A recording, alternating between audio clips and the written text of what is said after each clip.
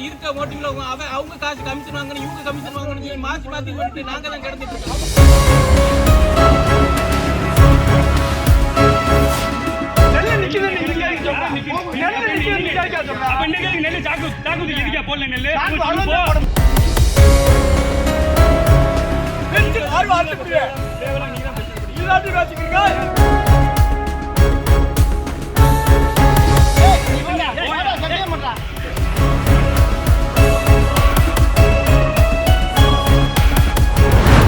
பண்றது விவசாயத்தை தவிர வேற தொழில் தெரியாது. நான் வந்துட்டு ஒரு ஐடி எம்ப்ளாயி. நான் இருக்க அங்க சம்பாதிக்கிற காசு ஃபுல்லா இங்க போட்டுட்டேன்.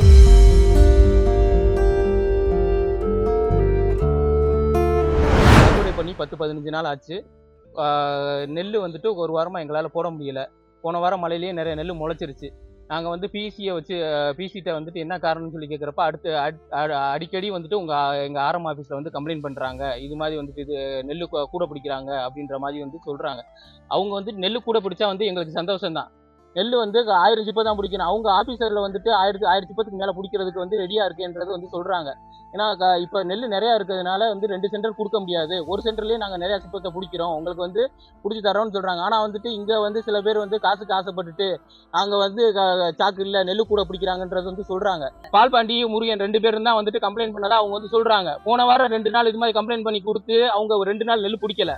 நெல் பிடிக்காம இருந்துட்டு அவங்ககிட்ட வந்து கூப்பிட்டாங்க, அவங்க யாருமே வரல.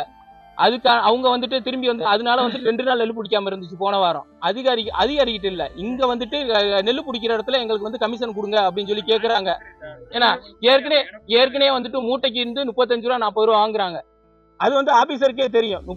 20 ரூபா 25 ரூபா லோடுமேனுக்கு வந்து இங்க இருக்கவங்களே அவங்க பால்பாண்டி முருகன் தான் 25 ரூபா லோடுமேனுக்கு பேசிட்டாங்க. அவங்களே இருந்துதான் நடத்துறாங்க. ஏன்னா மீதி இருக்க 10 ரூபால வந்து ஆபீசர் கொடுத்துட்டாங்க. மீதி 2 ரூபா கமிஷன் அது எப்படி வருது என்னன்றது வந்து எங்களுக்கு தெரியாது. இருக்கிறதுக்குள்ள நடத்துறவங்களுக்குள்ள இருக்க பிரச்சனையில வந்துட்டு நாங்க நடுவுல இருக்கவங்க எல்லாம் மாட்டிட்டு இருக்க வேண்டியதா இருக்கு. விவசாயி நாங்க பாதிக்க போறோம். முதல்ல 2 நாள் போனதுல போல, மழைன்னு 2 நாள் போல, ஞாயிற்றுக்கிழமை நெல் போட மாட்டாங்க. ஏன்னா திரும்பி இந்த சாக்கு இல்லைன்னு சொல்லி 2 நாள் நெல் போடல. மொத்தத்துல இந்த 2 வாரத்துல 6 நாள் நெல் பிடிக்கல.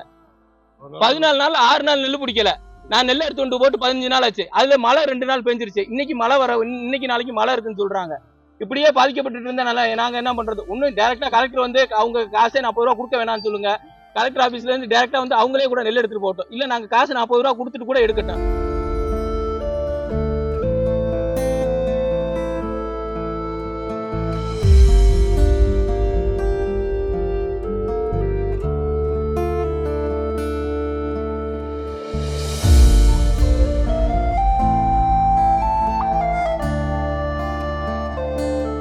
என்ன சார் பண்றது? விவசாயத்தை தவிர வேற தொழில் தெரியாது. நான் வந்துட்டு ஒரு ஐடி எம்ப்ளாயி. நான் இருக்க அங்க சம்பாதிக்கிற காசு ஃபுல்லா இங்க போட்டுட்டு எனக்கு நஷ்டம்னாலும் வந்து சமாளிச்சிடறேன். இதே வேற ஆளா இருந்தா எப்படி சமாளிப்பாங்க?